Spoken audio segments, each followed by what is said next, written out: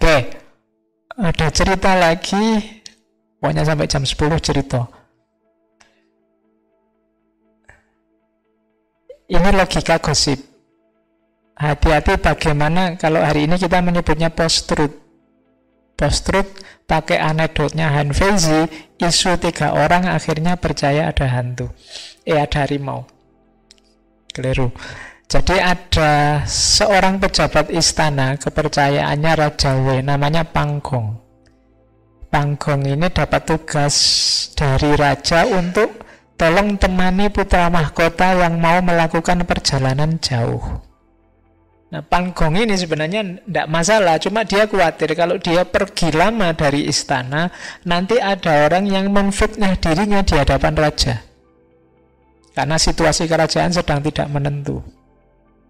Akhirnya Panggong sebelum berangkat ngajak ngobrol rajanya. Tuan Raja, seandainya ada orang bilang pada raja hari ini bahwa di jalan depan situ ada harimau, raja percaya enggak?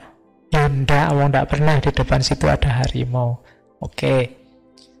Setelah bilang tidak, terus datang orang kedua bilang hal yang sama, bahwa ada harimau di jalan. Tuan akan percaya enggak? Enggak.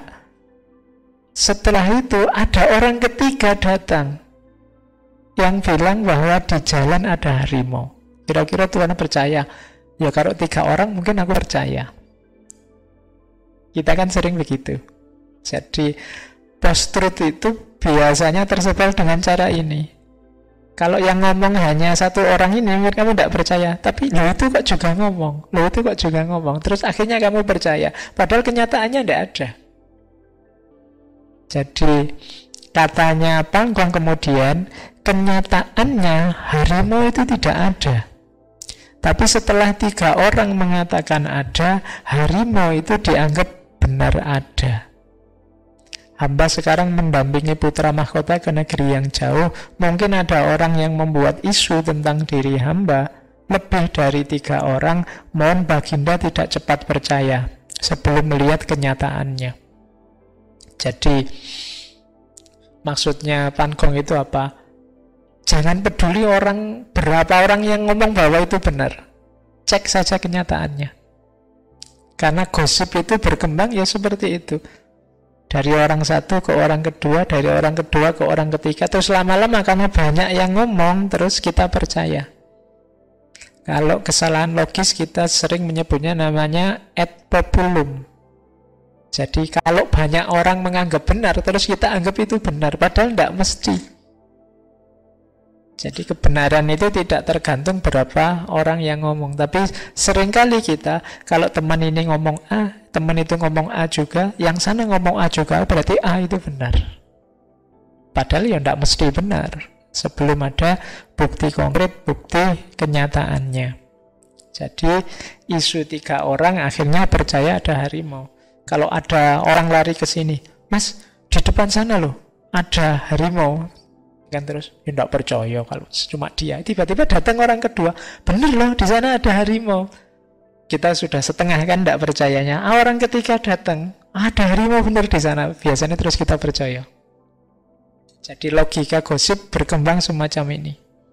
Itu yang terjadi hari ini di medsos. Terus kita kenal para pelakunya sebagai buzzer. Kerjaannya buzzer ini kan semacam ini, memasifkan isu. Ketika banyak orang percaya, terus dari kebohongan jadi kebenaran. Sampai level kalau post-truth itu kan yang tadi bohong itu yakin bahwa itu benar. Awalnya kan kamu yang bohong, kamu ngarang cerita ada harimau. Begitu banyak orang percaya, kamu ikut-ikutan percaya bahwa ada harimau. Ya kan? Post-truth itu sampai level yang bohong percaya bahwa itu benar. Padahal tadi dia yang bikin-bikin. Mungkin temennya lari terus dia ikut lari. Itu kan sama kayak ceritanya Nasruddin itu kan, membohongi anak kecil. Di sana ada bagi-bagi kue loh. Anak kecil pada lari ke sana. Dia ikut-ikutan lari. Ditanya orang, "Loh kok kamu ikut-ikutan lari? Tadi kan kamu yang bikin-bikin berita." "Loh, siapa tahu ada yang bagi kue beneran di sana." Jadi tadi dia yang bohong kok sekarang malah bingung dewe deh. Nah, itu isu 3 orang percaya ada harimau. Masih ada. Bunyi genderang mempermainkan rakyat ini. Kalau ini cerita dari negeri Chu. Rajanya namanya Chu Liwang.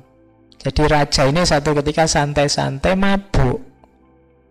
Dalam kondisi mabuk, raja ini memukul beduk, memukul tambur yang biasa dipakai, kalau di Jawa mungkin kentongan lah ya namanya, kalau di Cina tambur, untuk kalau ada peringatan tanda bahaya. Raja ini karena mabuk, tidak sadar, dipukul keras-keras. Rakyat dengarnya, wah ini kerajaan terancam ini. Semuanya keluar bawa senjata sepunyanya, cangkul, sabit dibawa semua. Begitu nyampe kerajaan, orang-orang kerajaan bingung, lah ini gimana?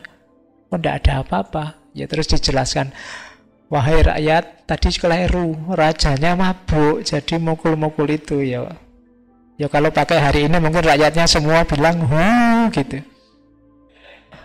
Pulang, tapi jengkel rakyatnya. Nah, selanjutnya ada bahaya beneran. Dipukullah tambur itu untuk isyarat bahwa ada bahaya beneran. Tapi rakyat sudah tidak percaya, paling mabuk lagi, mukul tambur lagi. Akhirnya tidak ada yang datang. Padahal itu benar-benar bahaya. Jadi ini peringatan buat kita, hati-hati. Sekali kamu bohong, orang tidak akan percaya lagi. Sebanyak apapun kejujuranmu selama ini. Karena orang itu biasanya kesalahan itu lebih besar efeknya dibandingkan sebanyak apapun kebaikan yang kamu tanam. Jadi bunyi genderang mempermainkan rakyat.